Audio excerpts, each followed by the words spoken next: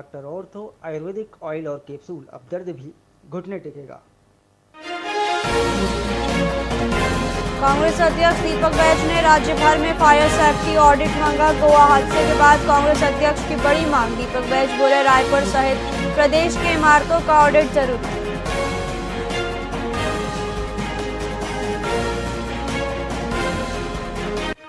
Indigo पर 9,000 करोड़ जुर्माने की मांग। छत्तीसगढ़ सिविल सोसाइटी ने भेजा नोटिस। आज रायपुर से मुंबई, दिल्ली, हैदराबाद से आने वाली 4 फ्लाइटें रद्द।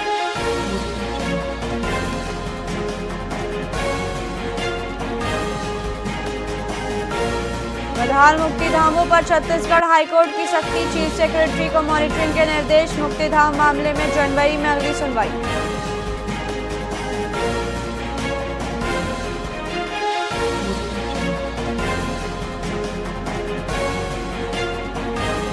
भिलाई में पहली बार आएंगे पंडित धीरेन्द्र शास्त्री। 25 से 29 नवंबर तक होगी हनुमंत कथा।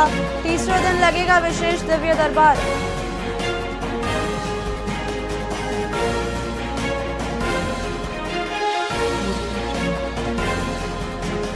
छत्तीसगढ़ में कड़ाके की ठंड। 8 शहरों में 10 डिग्री से नीचे तापमान। सरगुजा, दुर्ग, बिलासपुर, रायपुर संभाग में शीतलहर का अलर्ट।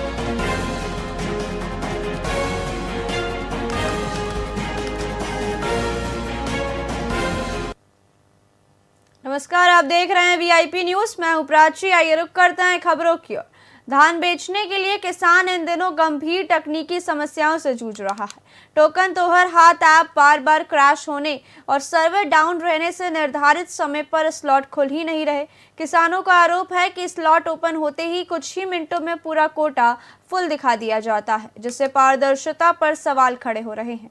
इधर समितियों की दैनिक खरीदी क्षमता भी घटाकर 700 कुंटल कर दी गई है। परेशान किसानों ने सरकार से तुरंत तकनीकी सुधार और खरीदी क्षमता बढ़ाने की मांग की है। पर यह बढ़त नहीं है, कुंटल है ना, और टोकन कटत नहीं है। तो हम यही बहुत समस्या हुआ थे कि हमार धान मन है ना बाहर में परे परे हवा, जेला हमन सकला नहीं कर सकतन।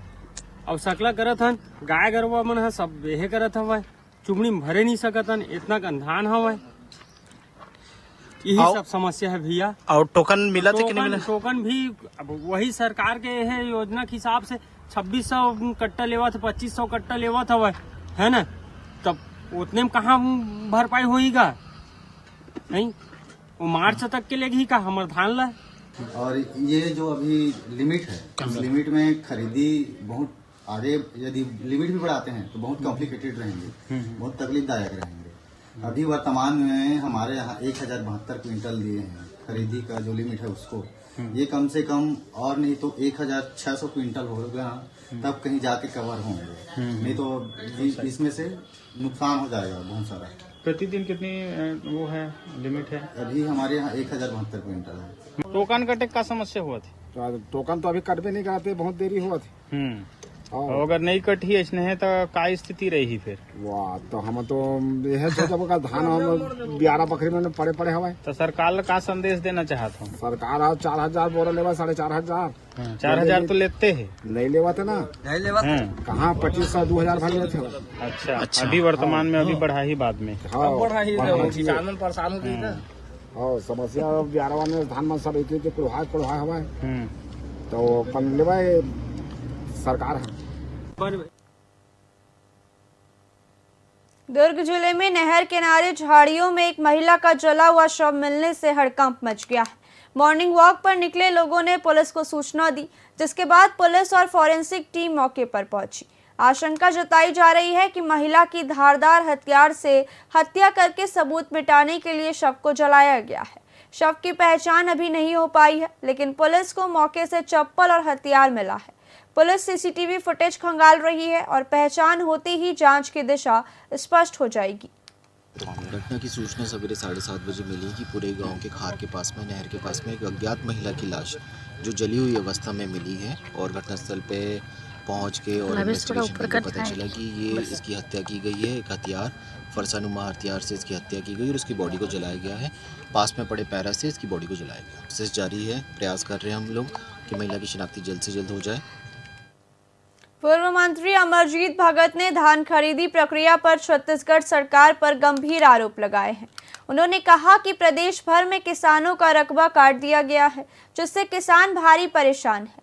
भगत ने आरोप लगाया कि प्रशासन दबाव और दादागिरी दिखाकर काम करवा रहा है, जिससे किसान असहाय महसूस कर रहे हैं। कांग्रेस नेता ने सरकार से काटे गए रकबे को तत्काल जोड़ने की मांग की है और चेतावनी दी है कि यदि सुधार नहीं हुआ तो यह मुद्दा प्रदेश भर में बड़े आंदोलन का रूप ले सकता है। ना किसानों को सुविधा दी, ना अपने समय पर धान का निपटारा कराया, बल्कि सरकार को कई सौ करोड़ का नुकसान हो गया। धान खरीदी में जिस प्रकार की अव्यवस्था फैली है, लोगों का परेशानी का सबब बन गया है। कांग्रेस की सरकार के समय अगर पिछले साल धान खरीदा है तो उसको नया पंजीयन की जरूरत नहीं।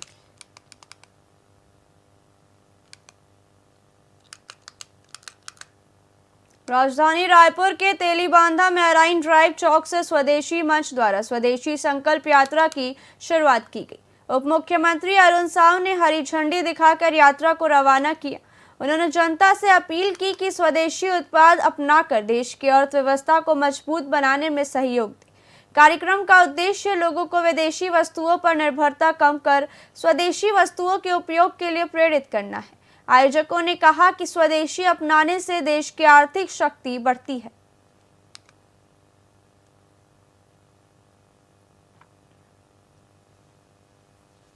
देश को आत्मनिर्भर बनाने, देश को सक्षम बनाने, देश को स्वावलंबी बनाने और देश के विकास के लिए प्रधानमंत्री माननीय नरेंद्र मोदी जी ने जो आह्वान किया है, वोकल फॉर लोकल और स्वदेशी अपनाने का, उस अभियान को आगे बढ़ाते हुए हमारे छत्तीसगढ़ में स्वदेशी संकल्प यात्रा निकली हुई है।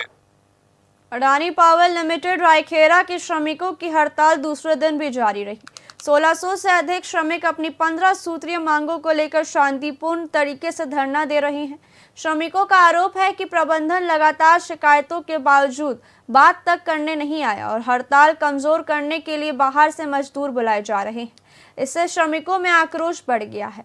श्रमिक नेताओं ने चेतावनी दी कि मांगे न मानी गई तो आंदोलन को उग्र किया जाएगा और कार्यालयों के घेराव तक किया जाएगा। ये बाहर से आए कंपनी मन जिन अत्याचार और अनाचार हमारे लोकल के लोगन संग करत है, तो निश्चित रूप से जनप्रतिनिधि होए के नाते ये मोर फर्ज बनते कि बलौदा बाजार हो कि तिल्दा हो, हमला अपन श्रमिक भाई मन संग खड़ा होना पड़ी।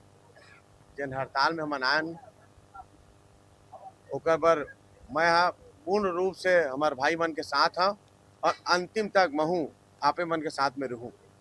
पब्लिक प्रशासन ये है, हमारे दादाजी बताए थे उनको कि सहयोग उनको करो जो काम में जाना चाह रहे हैं, उसको सुरक्षा दो, अंदर घुसाओ। लेकिन ये लोग जबरदस्ती बाहर से आ रहे हैं, उसको अंदर घुसाए जा रहे हैं। कानून में जो लिखा है वो कानून के तहत जो मांग जिन हमन रखे हैं, वो मांग के लिए हमेशा आज से 9 महीना पहले से हमर मन के बीच श्रम आयुक्त में मैनेजमेंट प्रबंधक की तरफ से और हमारे यूनियन के तरफ से मीटिंग हुआ रही से। प्लांट हमेशा हमला ये बोला कि तुम्हार मांग जायज है। ये बाहर से आए कंपनी मन जिन अत्याचार।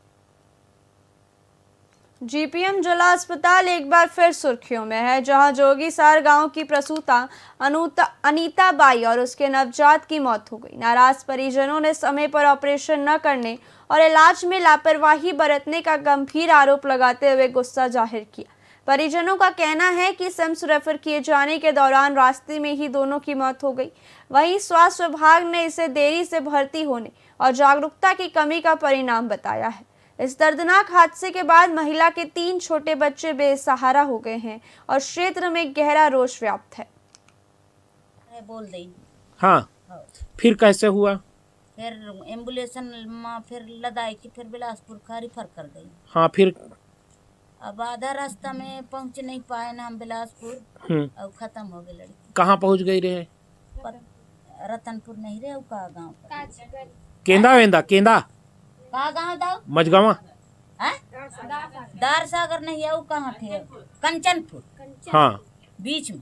फिर क्या बोले एम्बुलेंस में लेके गए रहे आप हाँ लोग? एम्बुलेंस मुँह है कि एम्बुलेंस में गए। हाँ ऑपरेशन करने के बाद भी इतना घुमाए फिराए 5:30-6 मतलब बज गया था। बिलासपुर जाते जाते मेरे पत्नी देहांत हो गया था रास्ते में एम्बुलेंस में। तो क्या समस्या रही आपकी पत्नी को जो लेके गए रहे आप? डिलीवरी में था सर। डिलीवरी में रहा जी। बच्चा रहा? दोनों खत्म हो गए सर। दोनों खत्म हो गए? दोनों खत्म एम्बुलेंस माँ और बच्चा दोनों खत्म हो गए सर। अंदर ले जिनता अभी न हो जाएगा या अभी न हो जाएगा कह के भुलवा राखीन। अंतिम में घुमाए फिराए के न कुछ कहूँ मैं नर्स अनला डॉक्टर अनला कि देखो तुम्हारा हाथ में है तुम्हारा बात में है तो मोर बात ला ध्यान नहीं करीन। आखिर के दाम जज की नहीं हो पाई मोर बहू तो निकाल के ऑपरेशन के दुआर में ले गई। सब कुछ ले उतरवाइन तो उतार देहन कपड़ा लत्ता सब अपन पहिराइन ओढ़ाइन अंदर में ले आखिर के दाम बेरा बुड़ गए तो मोर पुतौला निकाल देन अंतिम के समय में।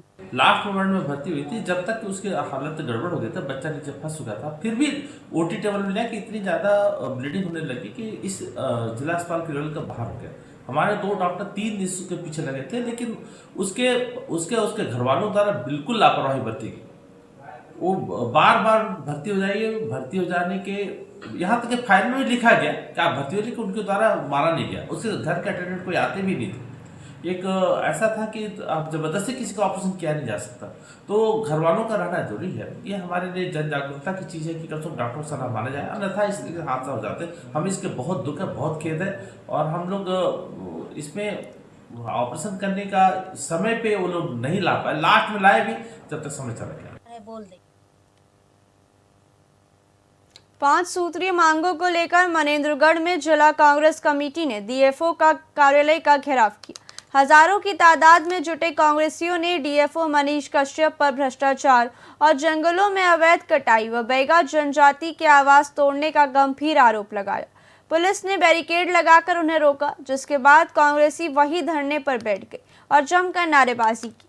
कांग्रेस ने चेतावनी दी है कि यदि भ्रष्ट डीएफओ को जल्द नहीं हटाया गया तो वे अनिश्चितकालीन भूख हड़ताल करेंगे। ज्ञापन मुख्यमंत्री के नाम एसडीएम को सौंपा गया है।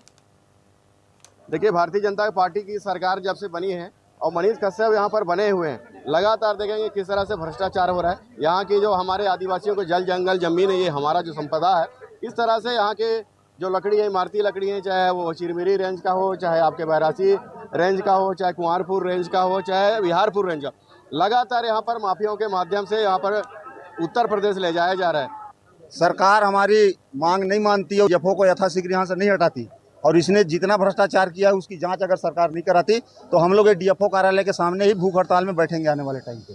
जो भी सामान्य प्रोटोकॉल है उसके हिसाब से जो पुलिस बल और आवश्यक मजिस्ट्रेट लगाए गए थे। देखिए, फिलहाल खबरों में इतना ही। देखते रहिए वीआईपी न्यूज़। नमस्कार।